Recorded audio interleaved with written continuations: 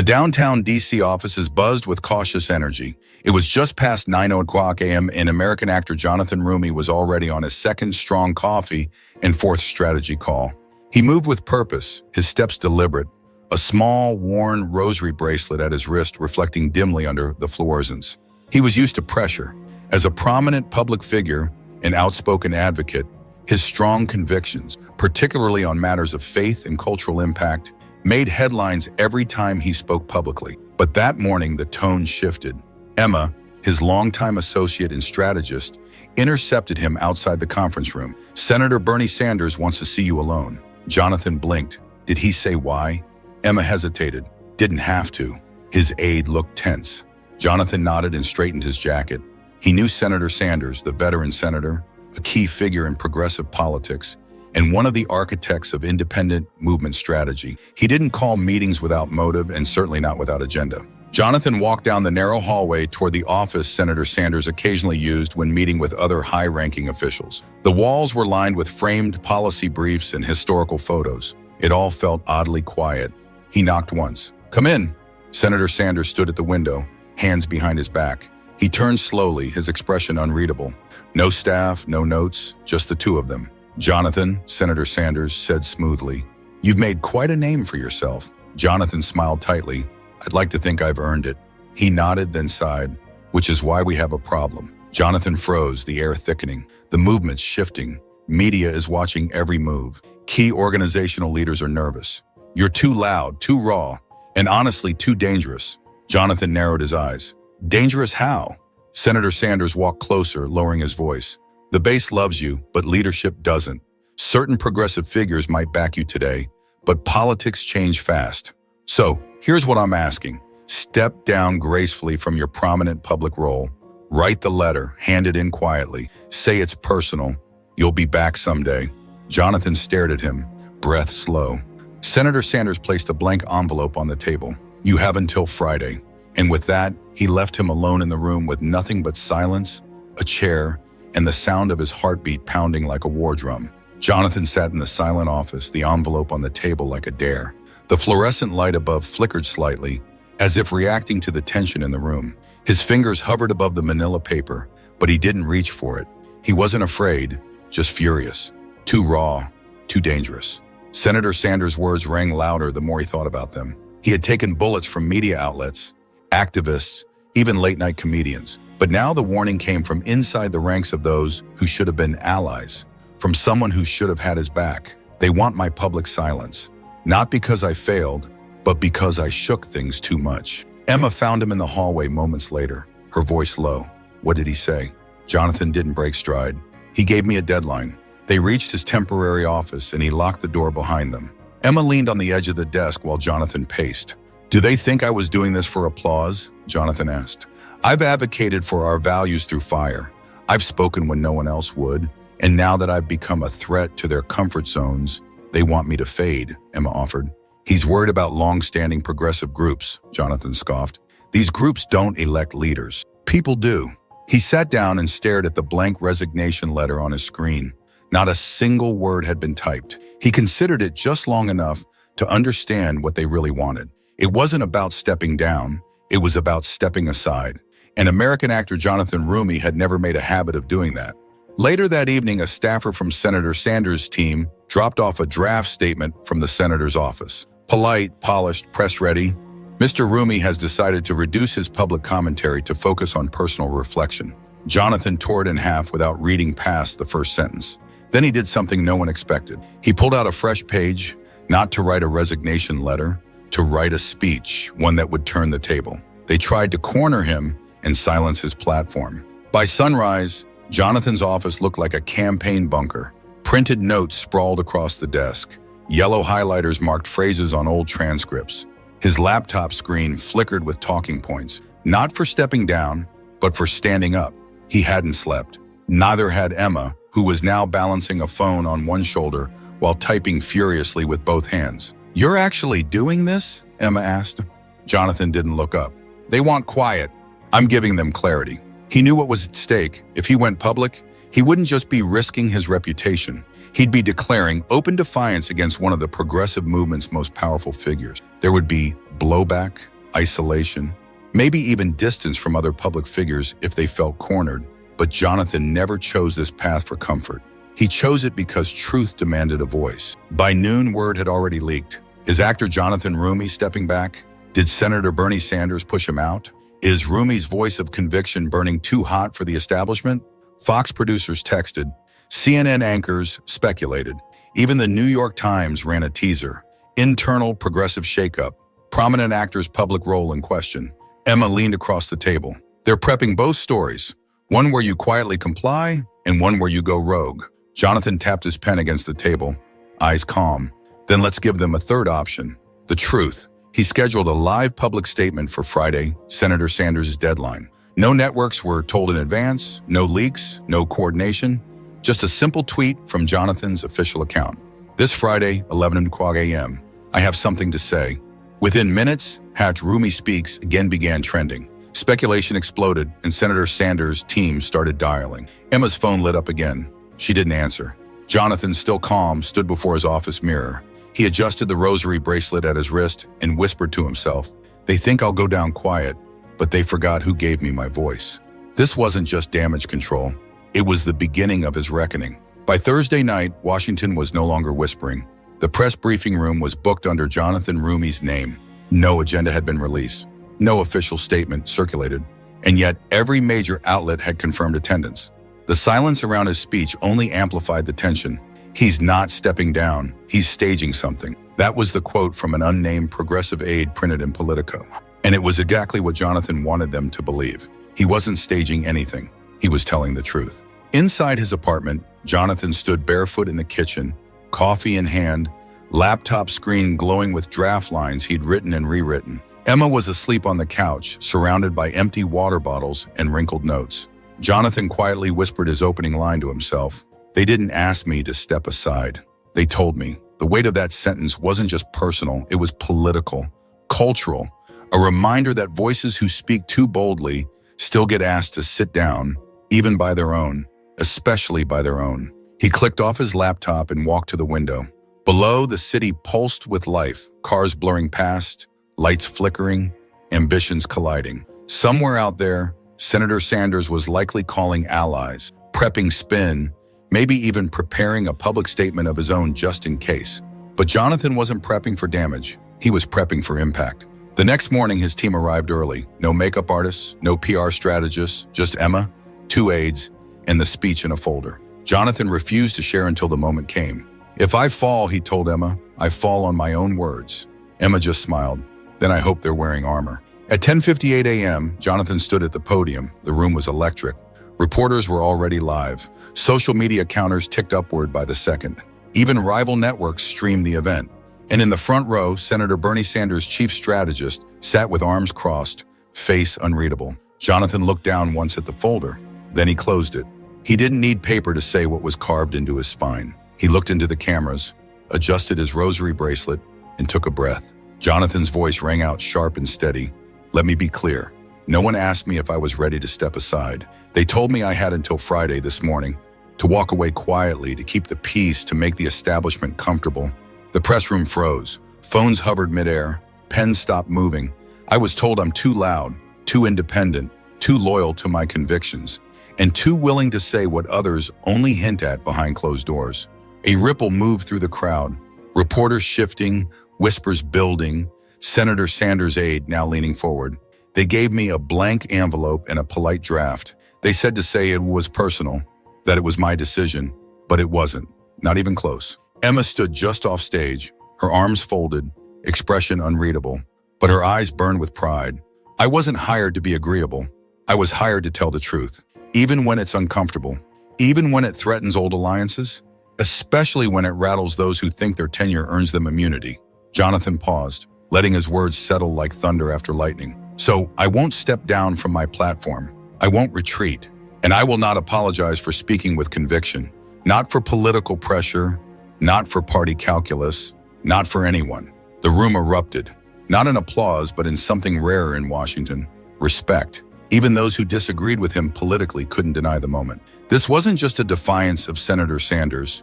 It was a message to every young staffer, silenced aide, and second-guessed voice in public life. You do not have to leave to be heard. Jonathan looked directly into the main camera. To the millions of Americans watching, especially young people, when they try to shrink you to fit their image, break the frame. When they hand you a letter of acquiescence you didn't ask for, tear it up. Then from his jacket pocket, he pulled a folded piece of paper. He opened it slowly, and in front of the entire room, he ripped it in half. The sound echoed louder than any applause ever could. And then he slammed his hand on the podium, not in anger, in finality. The sound of Jonathan's palm hitting the podium echoed long after the final shred of paper drifted to the floor. Nobody moved. Not a cough, not a scribble, not a whisper. Even the seasoned reporters, trained to stay neutral, looked stunned.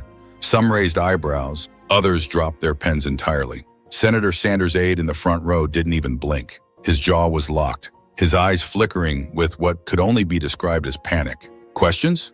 Jonathan asked, voice cool, calm, almost amused. A dozen hands shot up. "Will you face repercussions from the party? Has the White House responded to this? Are you worried about losing your public platform?" He answered none of them directly.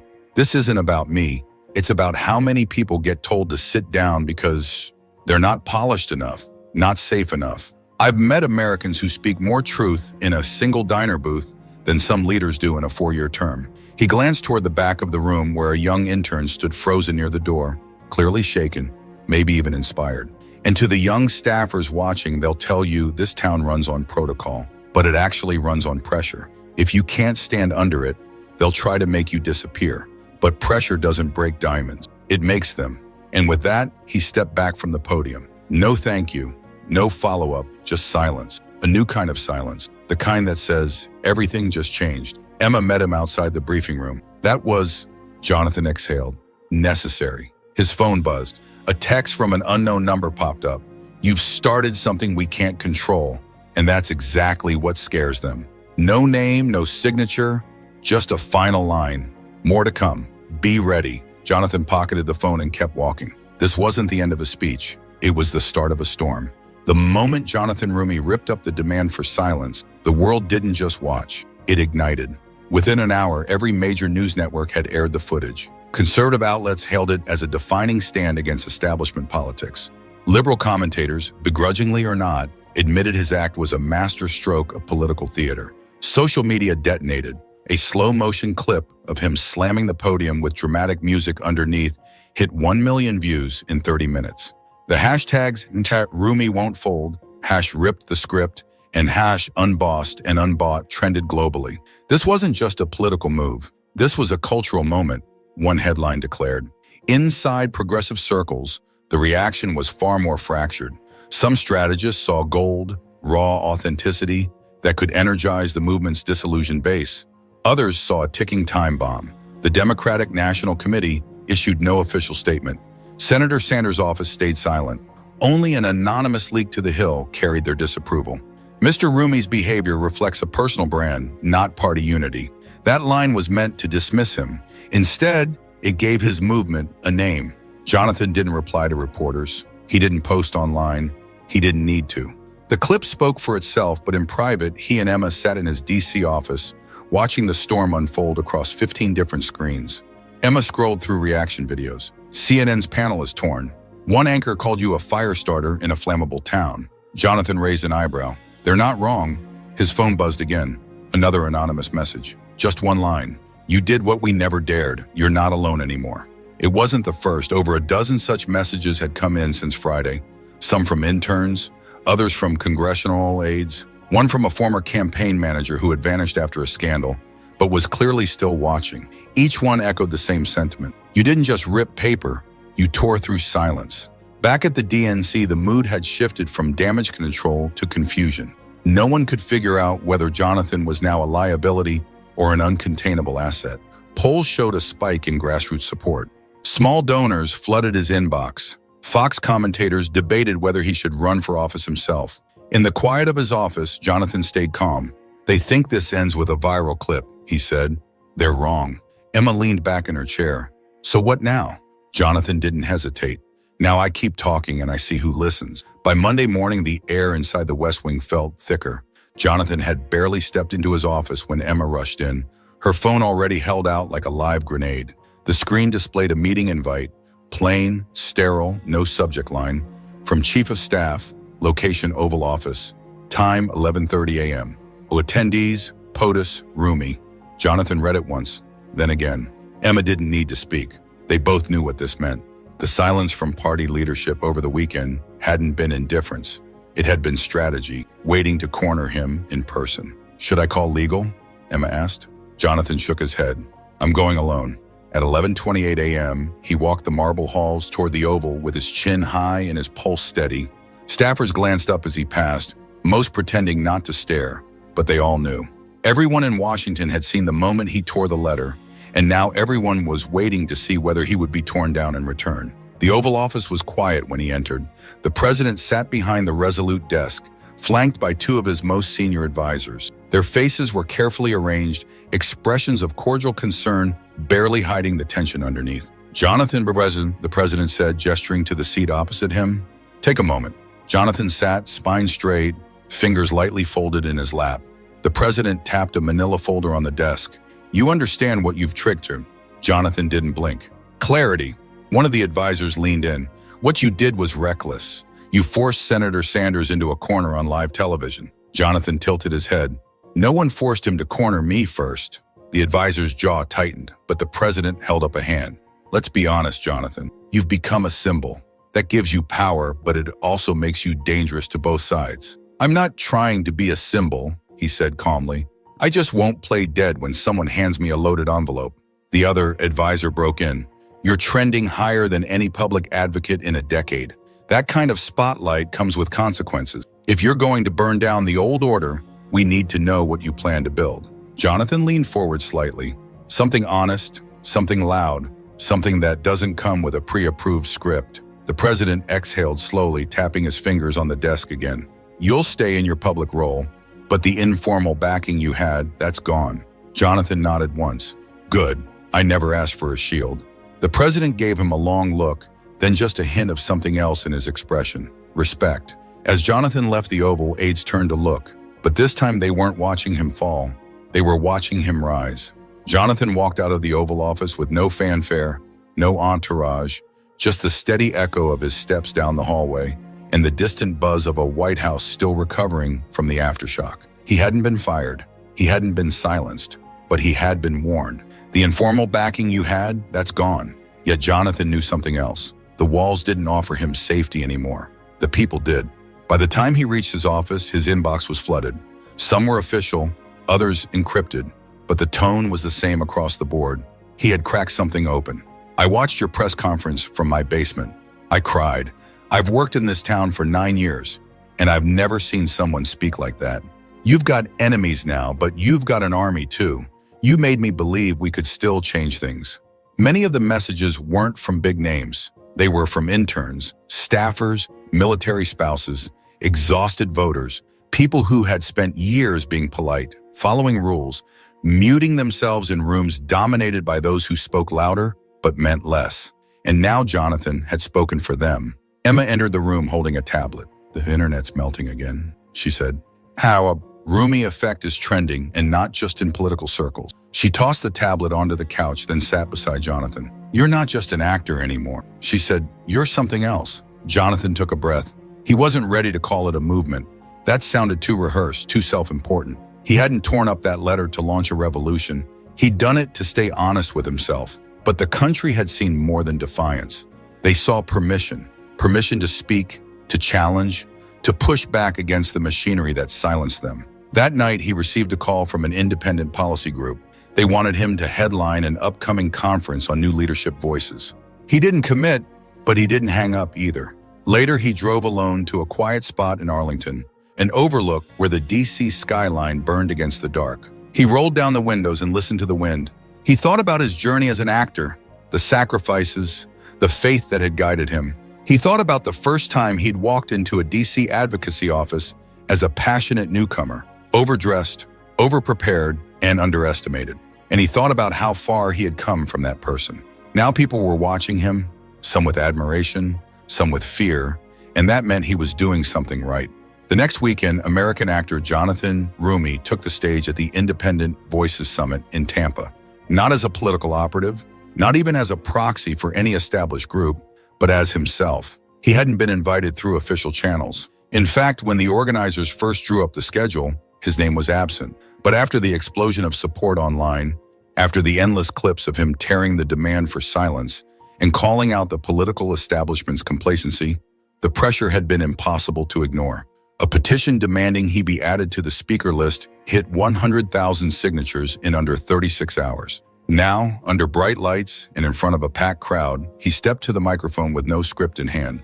His rosary bracelet shimmered against his dark navy blazer, an emblem now burned into the collective memory of the moment he refused to back down. He took one breath and then he spoke. "I didn't come here to tell you what I think you want to hear. I came here because someone told me to disappear and I said no." Thunderous applause. They said I was too outspoken, too unwavering in my convictions, too unwilling to play the long game. But I'm not here to wait my turn while the country bleeds out. The audience was dead silent, not out of disinterest, but reverence. Some people in Washington think leadership is about who you know. I think it's about who you protect. And right now, too many Americans feel unprotected by both sides. Jonathan paused, then looked directly into the cameras. So let me be perfectly clear. I'm not here to burn any party to the ground. I'm here to make sure we finally remember who we were supposed to serve. Cheers erupted. In that moment, he didn't sound like someone managing public relations for another politician. He sounded like a leader in his own right. After the speech, interviews flooded in. Donors whispered. Staffers shifted uneasily in their chairs. Senator Bernie Sanders' name was trending again, but not for anything he did.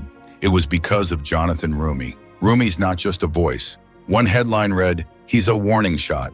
As he exited the stage, a young woman from a small college advocacy group approached him. "How did you know you were ready to speak like that?" she asked. Jonathan smiled softly.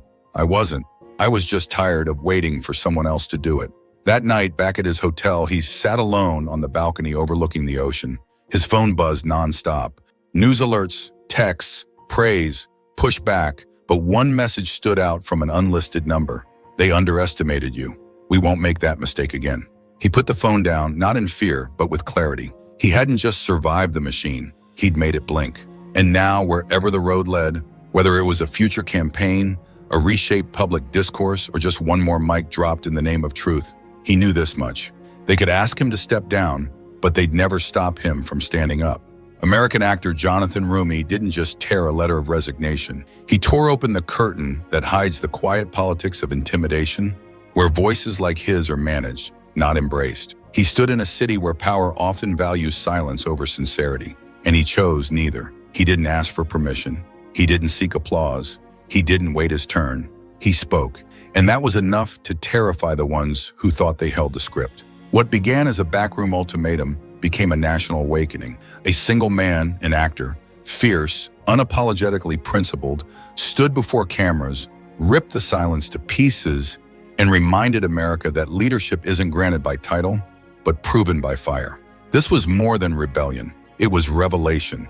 That truth still matters, that courage still counts, and that no one, not even the most powerful men in the room, gets to decide who's allowed to speak. Because Jonathan Roumie didn't just survive their pressure. He rewrote what survival looks like. So Jonathan Roumie didn't just rip up a piece of paper. He tore the lid off the establishment's quiet politics of fear. He chose conviction over comfort and truth over silence. This story is a powerful reminder. When they ask you to sit down, stand up. When they tell you to whisper, make some noise. If you want to keep watching stories about individuals who defy the script, who refuse to back down, and who are ready to speak truth to power, don't miss a single video. Hit the subscribe button and ring that notification bell so you can join the movement. Let us know in the comments below, what was the biggest act of defiance you've ever witnessed? Thanks for watching, and remember, don't let them shrink you to fit their image. Break the frame.